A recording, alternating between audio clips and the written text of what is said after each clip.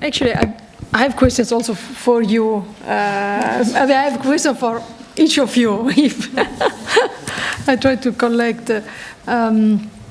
so maybe in a sort of chronological order. I start with Eduardo, as the debate was somehow shifted. You ended your presentation by referring to this deterritoriale, whatever, demajoritization concept, and there was also identity politics. Exactly. And I'm wondering whether you are moving into a sort of civic nationalism, civic identity, civic integration. So discarding somehow precisely the elements that you want to raise, language and religion, move it to a sort of neutralized, hygienized civic integration or civic citizenship. For a very short question on the example you've made on this fundamentalist sort of kindergarten that was opposed by the government. I was wondering whether this kindergarten actually was looking for public funds or for any type of recognition, or was it just opposed for the just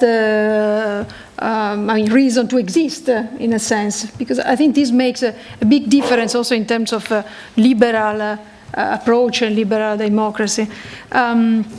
Then to Tina and Jose, I've got most of the questions, but I have to reduce to one because Roma and religious freedom are also my topics somehow. To Tina, I have to reduce to one question, so I just... in the reports of the Framework Convention, so Council of Europe, Minority, there was always a reference to the fact that the major obstacle to integration for Roma came from local authorities.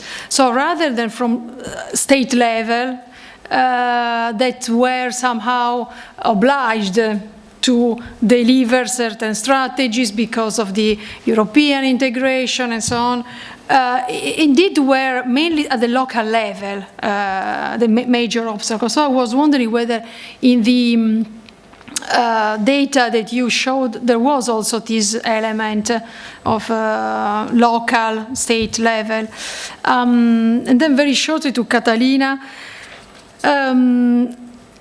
you mentioned at the very end this sort of contradiction, in a sense, between the very positive data on ICT use by Spanish and non-Spanish that were quite positive. And so the question is, why should migrants be the target, actually, unless they are member of the other categories, women, elderly people, disabled, and so on? You mentioned this appropriation that I was not very sure what was about.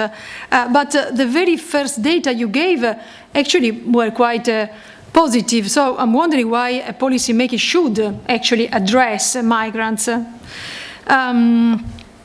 And then to Reinhard, we spoke briefly also about it, but I really think, especially by looking at your sort of overview, research overview, that you should make this difference between irregular migrants and overstayers. Because I think that overstayers have a complete different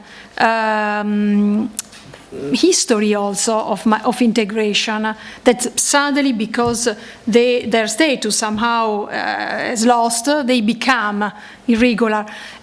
And I see many differences in comparison to those who, since the beginning, are irregular. They never achieved a regular status. And maybe, especially when I've seen the persons you want to interview, so apart from state agents, but also non-state agents, and obviously they have a different perspective. Maybe they even don't know that the person with whom they have contacts have lost the regular status.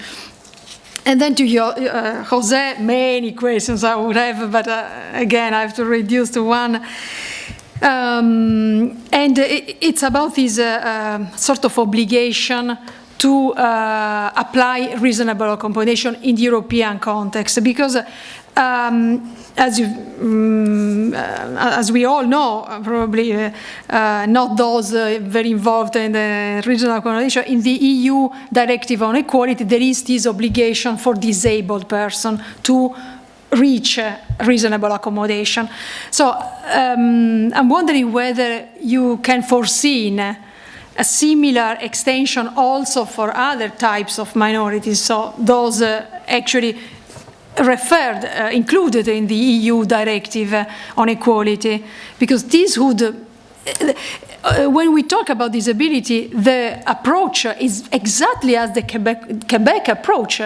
They call it undue burden, maybe not hardship, but it's very similar. Also, the grounds are taken from the Canadian legal experience. So, do you think that this could be a possible, feasible, and not very long-term option in Europe? Yeah, that's it.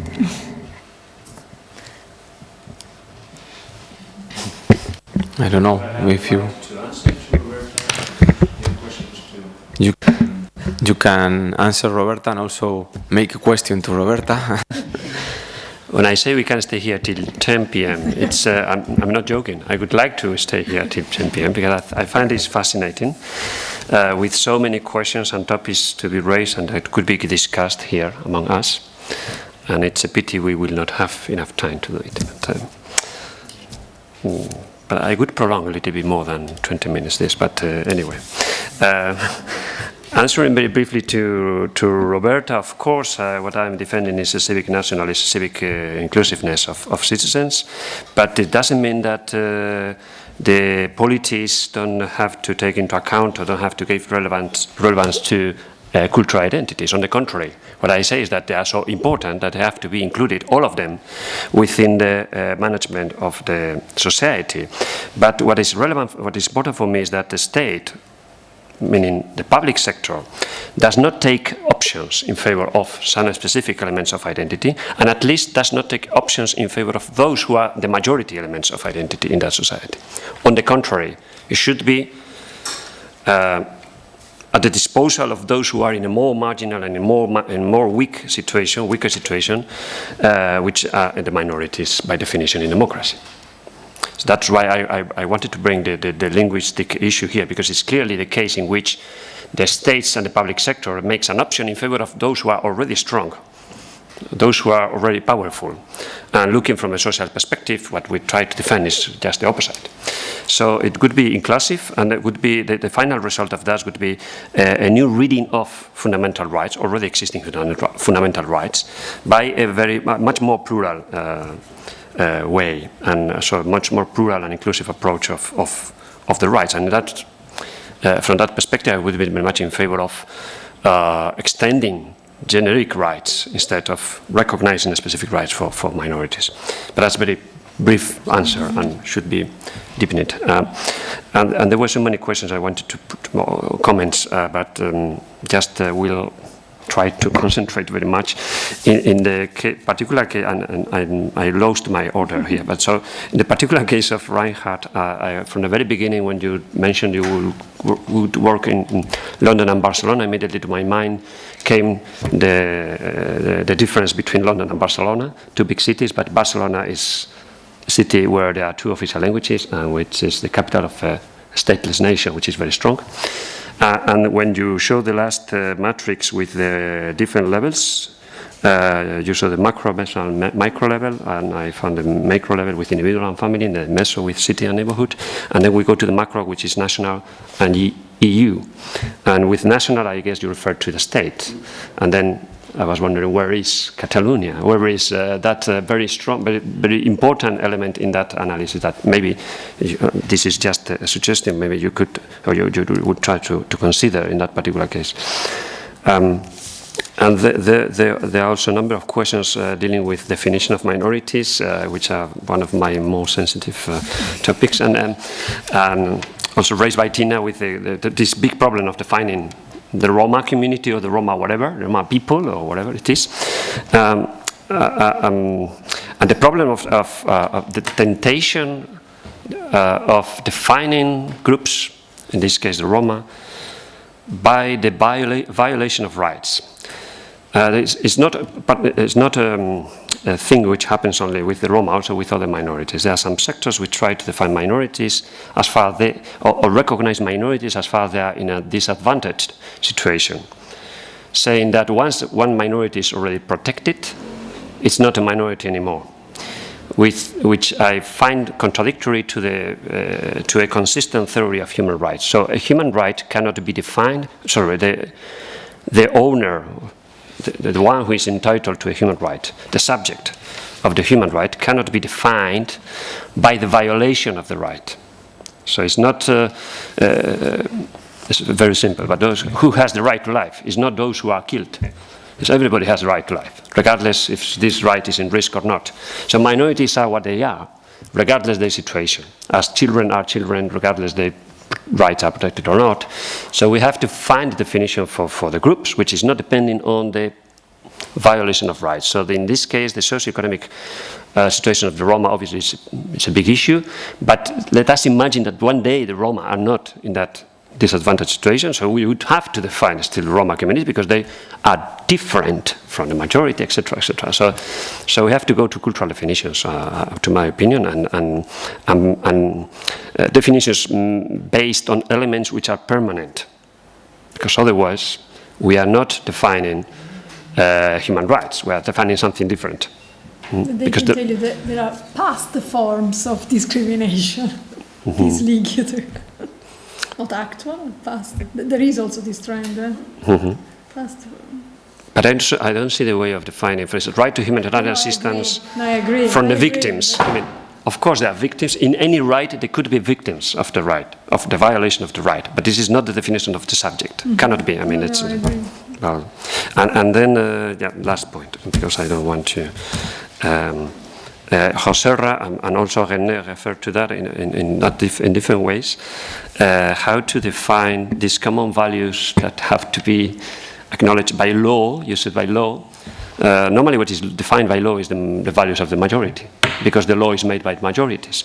And in Switzerland, for instance, is such a fascinating country because they have this more developed direct democracy than we have in other countries. But the problem is that they do have direct democracy for some aspects, so they give voice to people. And so the people is, as we were talking on this before the lunch, people is the opposition in Switzerland. It's not opposition in parliament, it's the people, because they can go to the politicians and say, well, we want to approve this minaret ban in the constitution, and if they vote for that, and then the final problem here is who puts the limits to the majority?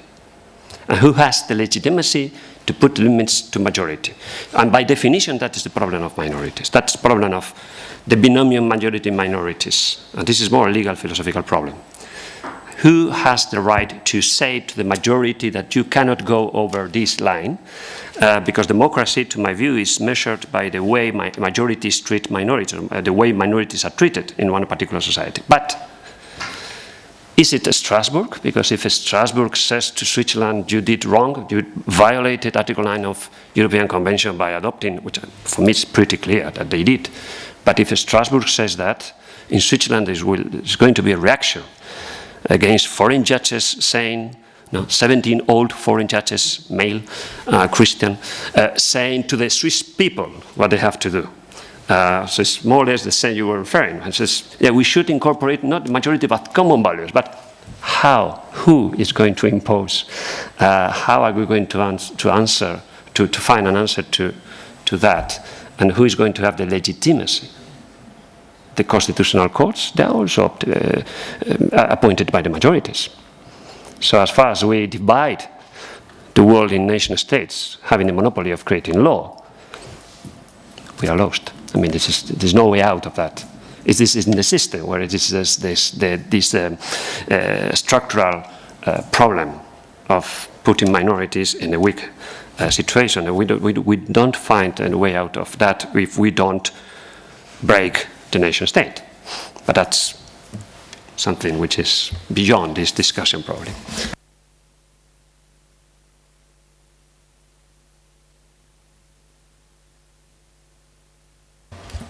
Many thanks to both for very good, very stimulating comments, and I think this could potentially go on, and I hope it will at dinner time. But just very briefly, yes, spot on, absolutely. I mean, the local dimension is key, and you have to make choices when you have 15 minutes, so it was totally left out. No, but it's absolutely, I mean, I'm sure I was looking at the last Fieri EUMIA integration, and which looks at specifically at the local dimension. And one of the claims that is made there is that good integration policy is really nothing more, nothing less than the good urban policy. I think this is true to the extent of, yes, some of the material characteristics of not creating camps or ghettos, but also that there is a dimension that is not covered by urban policy necessarily, which is the cultural one. And it is true that a lot of the obstacles are created precisely at lunchtime. Also, we were mentioning the incident or the scandal that came out a couple of weeks ago in from the mayor of Sestao and his declaration on problematic immigrants in general and on Romanian Roma immigrants in particular. And this, I think, it's interesting because it's a local dimension, an institutional local dimension, but that comes attached with kind of general feeling that this person was elected by a population that is obviously frustrated with a new minority that is coming in, and that is affecting in a number of ways what was the original situation. So, yes, I mean, I think the most interesting level to look at is certainly the local one, and a number of studies are being done in this sense. So right now, the DG Justice commissioned, for example, in Italy, comparative report of different municipalities in 5 Italian regions, which touch on a number, because I mean, on the choices and methodology, I will catch you later, but in Italy, for instance, which is the case that I know better, there is Emilia-Romagna, which is usually presented as the virtuous case. Then there is Calabria, where there are camps where, in a way, the Romas there are very integrated in the criminality system that has developed around these camps. And it's not a peculiarity attached only to the Roma minority. I mean,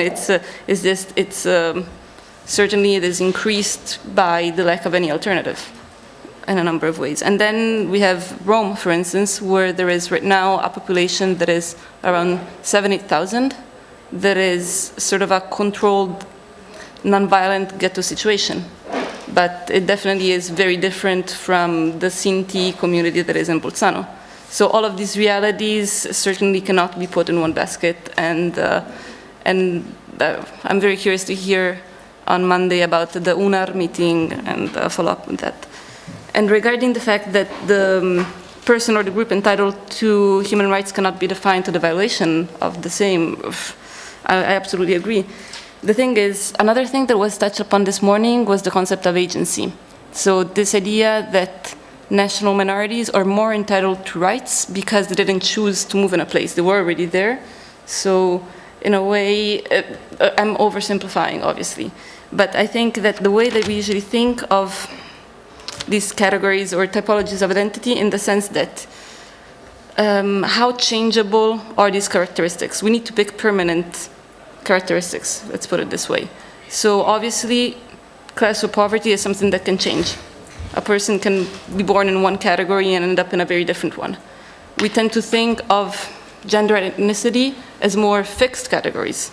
So in a way, it's much more difficult to right now discriminate explicitly against on racial or ethnic basis than it is on the more perceived as agency-based choices, such as language or religion. Meaning me as a society, I can ask you to learn a language or to keep private religion, but I cannot ask you to change the ethnicity. So in a way, putting a minority in an ethnic category, I think, can be instrumentally useful in the sense that it protects it to a larger extent than it could in cultural terms, in some ways. I don't know if this makes any sense. But I I lost my train of thought. But there's like two, sure. Because a common thoughts about, not a common, but an idea shared by the, I think it was IRU, which is International Roma Union, because there are this large organization, and this is trying to create precisely this transnational identity of Roma.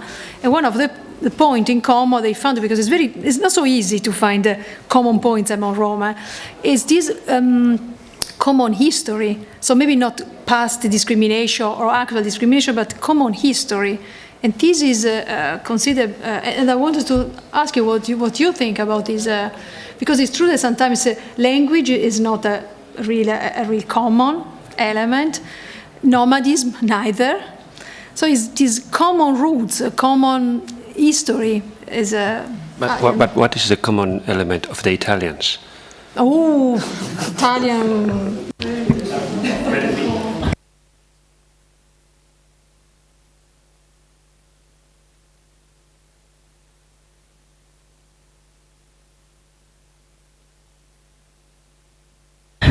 May I play the devil's lawyer as always here?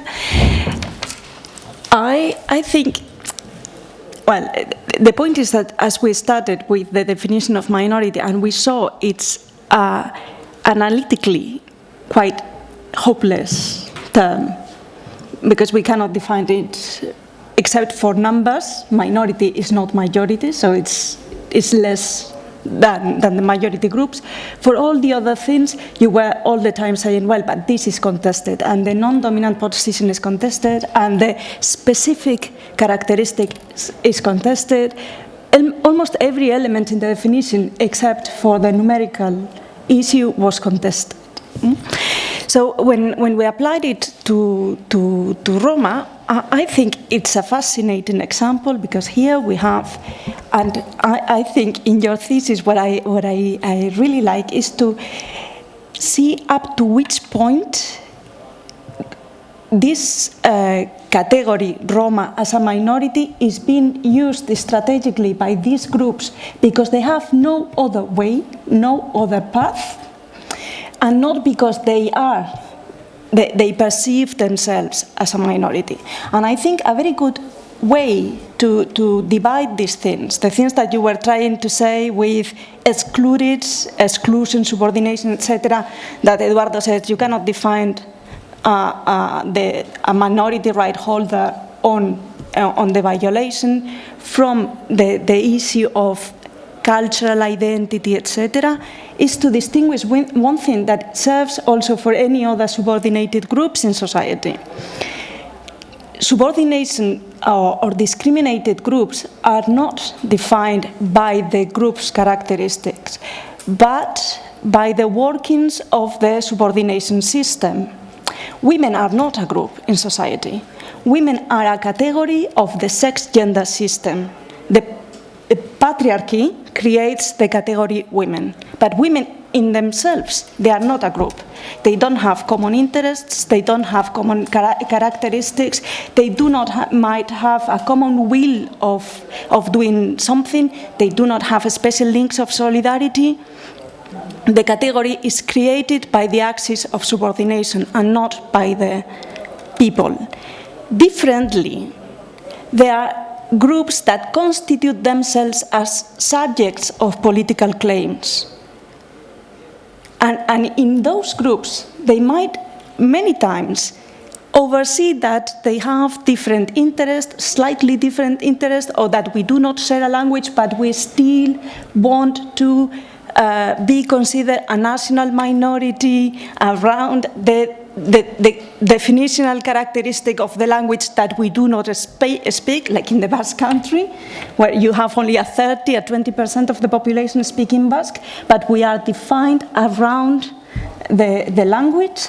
So in that case, what you have is a group of people that are constituting themselves as a political subject, which is a completely different thing from the group that is created by the workings of a subordination system. And in the Roma, what I think is fascinating is that you have a convergence or an intertwining of the two of them, and I think it's very difficult to disentangle. I think it is racism or anti-Gypsyism, as you call it, what creates Roma category. Does that not mean that they are a minority or a group or any kind in themselves? The thing is that they might have discovered that the only way to fight against their discrimination or their subordination is to present themselves to the political level as a minority.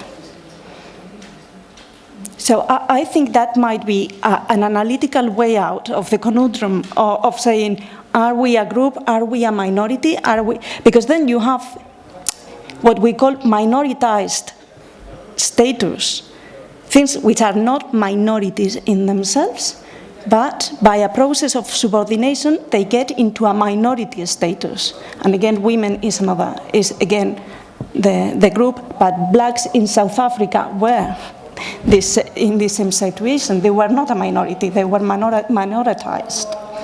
At some point in history, Basque speakers in the Basque country were not a minority, but they got minoritized by the system. Before democracy. In both cases, it's before democracy. Yeah, but I mean, subordination systems might work also in democracies or before democracies and after democracies, so to say. So I think maybe we need to care for these things. And I would say a lot of things on conflict of rights, but I will spare you because I'm getting a very bad reputation.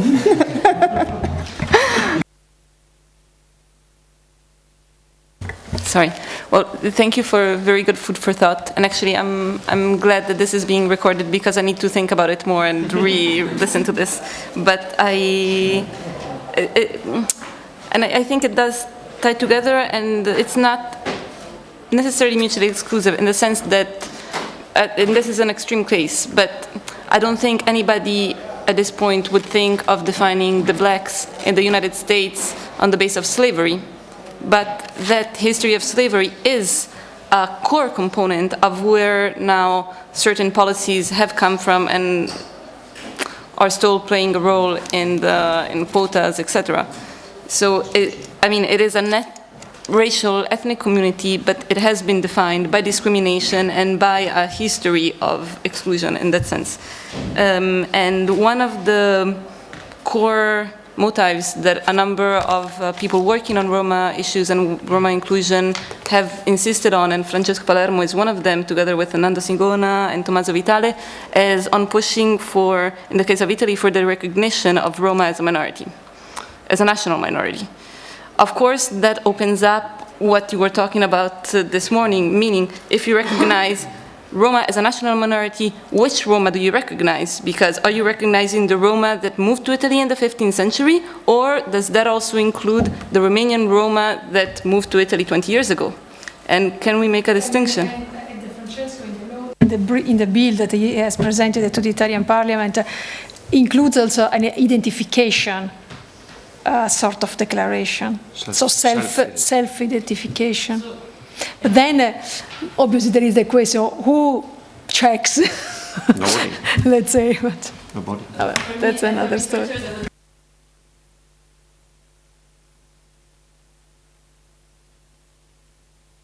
Do not identify themselves for fear that the self-identification will be only discriminatory and not entail certain rights. But I will just leave it for further discussion because this could go on forever. And can I just make a quick question to Reinhard? Because I was really curious. I'm glad because when I came to Sussex, I actually missed your presentation. So I'm glad I finally got to see it. And I was wondering, in terms of illegal or irregular migrants, do you have any time frame in mind? Because I really know very little about the subject, and I wonder, I have a hard time believing that people remain illegal all their lives. So is there a pattern based on the receiving country or city or the country of origin or gender or anything else that defines, that you know of? When you talk about this, I imagine, I don't know what kind of time frame and what's the average illegality period of someone? Let me address all these questions. Two of them touched on the group of people that I will focus on, so my sample basically. It's a very good point that you raised. I've been thinking about it quite a lot and at the beginning I tried to introduce a more rigorous comparative element between groups that I would somehow define. Obviously, the kind of irregularity would be, I started off looking for different country of origin groups, which of course is rather common in migration studies and has its merits and critics. But I prefer an approach that similar to the one you suggested, that I would I would leave it open at the beginning and see what's coming up, really. Since it's two rather different national contexts.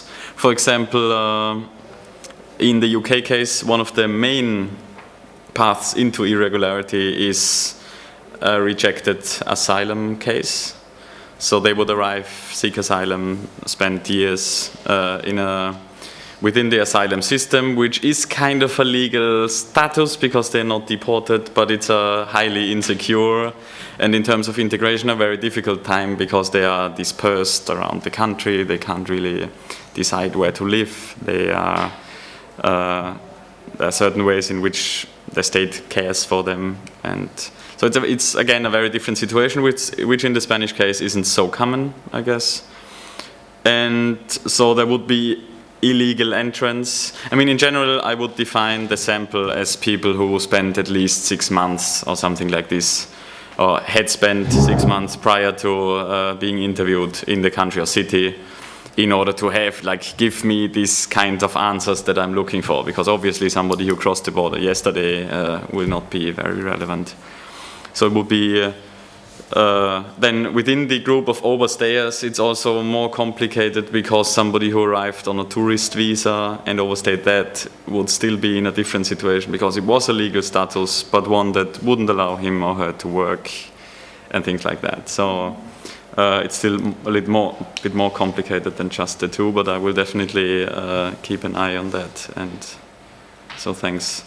The same for you. I partly answered that. In general, it differs greatly. There are accounts of people who spent decades living without legal status, while, especially in Spain, it is my understanding that very often people would lose it when they lose a job, would lose their status, and then within the until 2005 a general regularization process, or now the rolling regularization process, where if you go supposedly with the correct document, a formal work contract, then you could slip back into regularity. So I think the time spells are shorter, and their history in this sense is more varied in Spain, potentially.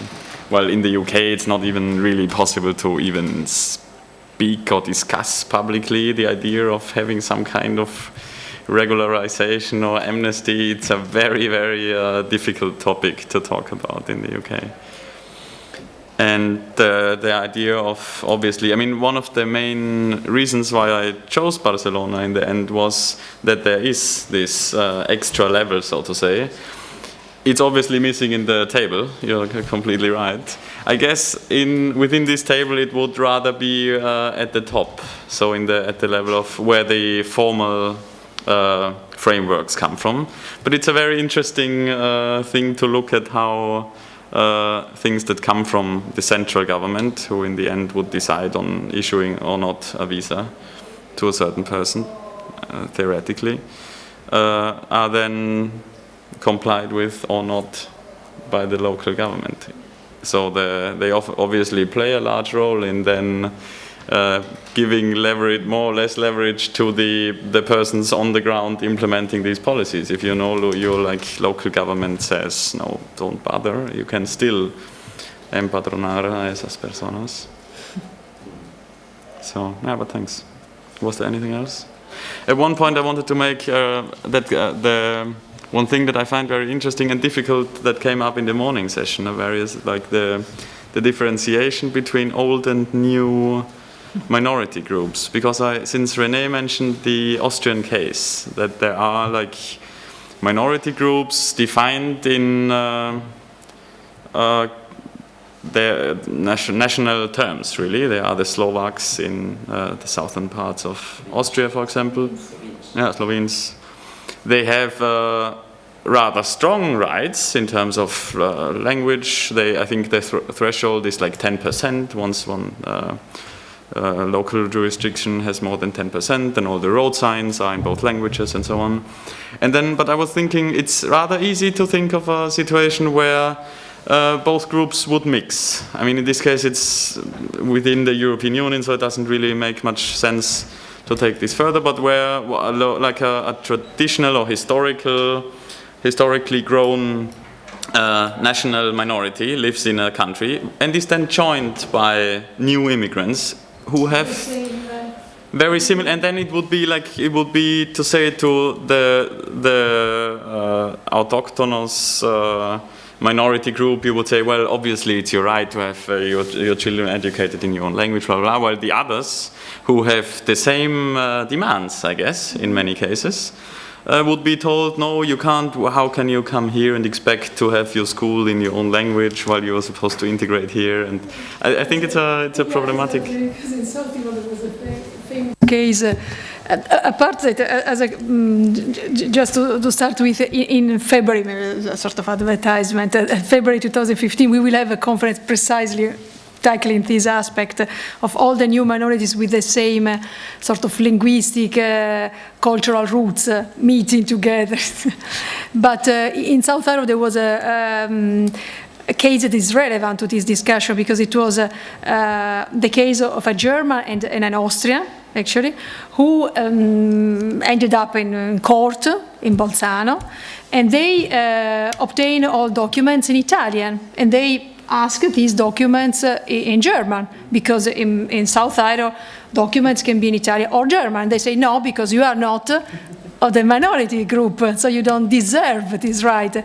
And then the European Court of Justice said that instead, because it was, although they were not in fact a member of the minority group, it was for the court, the famous, somehow is the undue burden. So that was not an excessive burden for the court to provide this document in the minority language, because in fact in Italy, German is a minority language. And so maybe this could be a sort of a precedent for Slovenes in Austria. It's also big in different countries, but in Finland with the Russians, old Russians, so-called old Russians and the new Russians. Obviously, this undue burden, it's, I mean, you know very well, is defined also on the basis of the financial burden. So education, for example, would be different than sending a judgment in German or in Italian. But, you know, to extend education in Slovene to all, you know, yeah. Yes, in my case, I would like to thank Eduardo and Roberta for your remarks. And regarding them, yes, it's true that the question why these equality directives, the European Union, they did recognize the reasonable accommodation or reasonable adjustment, I think it's the term they use, in the field of disability, but not, for example, in the field of religion. And this reminds me of the same situation in the United States, where there is the Americans with Disabilities Act for people with disabilities, but the reasonable accommodation in the field of religion, it couldn't survive or had no success. Yeah, maybe because, as well as it happened in the United States after the passing of the Civil Rights Act, many people considered religion as not as an immutable characteristic of human beings, but as a mutable characteristic. Maybe there is something in the rationale behind this law. Yes, in terms of the duty to accommodate in the field of religion, maybe I'm more confident in the development of the indirect discrimination, which is defined as well in the equality directives, or maybe in the development of the discrimination because of lack of differentiation, like in the Three Menos case. Maybe here we can find a space, a place to develop this kind of accommodation in the field of religion more than in the express exportation or export of this tool to the European. The European Court of Human Rights is using increasingly this reasonable accommodation concept in many judgments. It's quite interesting to monitor this. Yes, they are getting closer and closer. Yes, maybe not as specifically the reasonable, but maybe the rationality or the way of thinking, which is very close to the reasonable accommodation logic. And well, on the other hand, what Eduardo said about the values, the common values. Yes, this reminds me like when the Commission of Human Rights in Quebec, they made their comments on this bill number 60 of the government. They stated that hard cases or borderline cases should be translated into conflicts of rights more than into conflicts of values, because this same danger you pointed out. Yes, and that truly is. Can I make also a suggestion? In this sincerity test that you mentioned, there was a case of the so controversial European Court of Human Rights that you criticize so much. Not so much. I think instead that the European Court of Human Rights is a sort of European standard setting that can be used as a sort of Unstable standard. yeah, it's a sort of committee of wise men, let's say. I mean, obviously these are men, women, and with their own discretion. And I mean, obviously, it's not. You cannot have, the European standard out of 16, 17 members. So it's their opinion. But there was a case of, I think it was a Macedonian Muslim. Who wanted to use, actually was a Macedonian person in general, and he wanted to use, want to benefit from the holiday, Muslim holiday, and then, probably you know this case, and then they ask for the sort of membership, I mean, how the sincerity of this, and then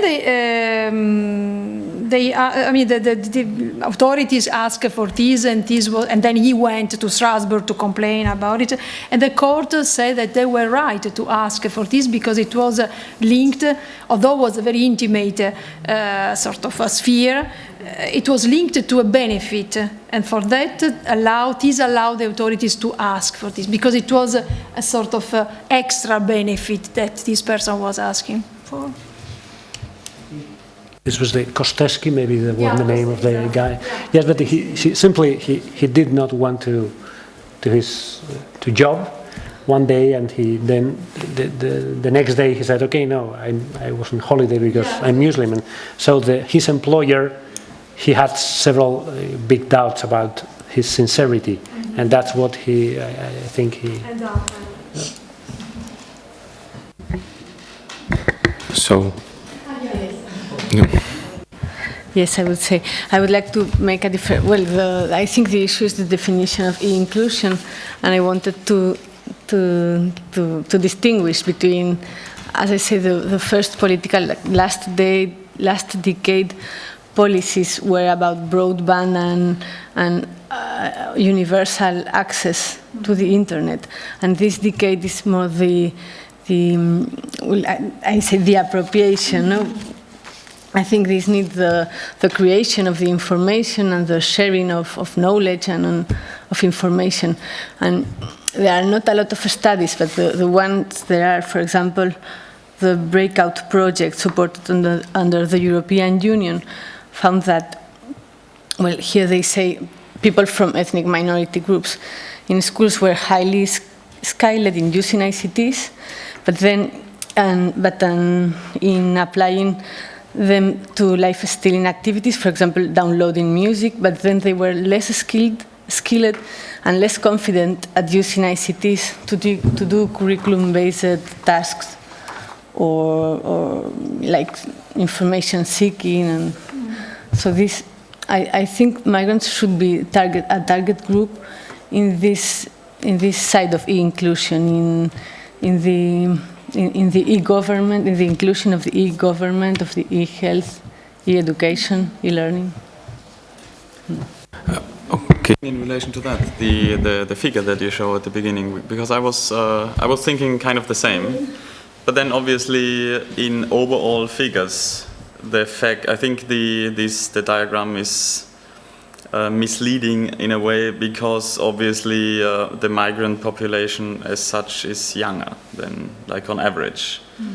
It includes younger people more fond of ICT than. So I wonder if there is data obtainable which would control for age groups or something like this, so that you could really compare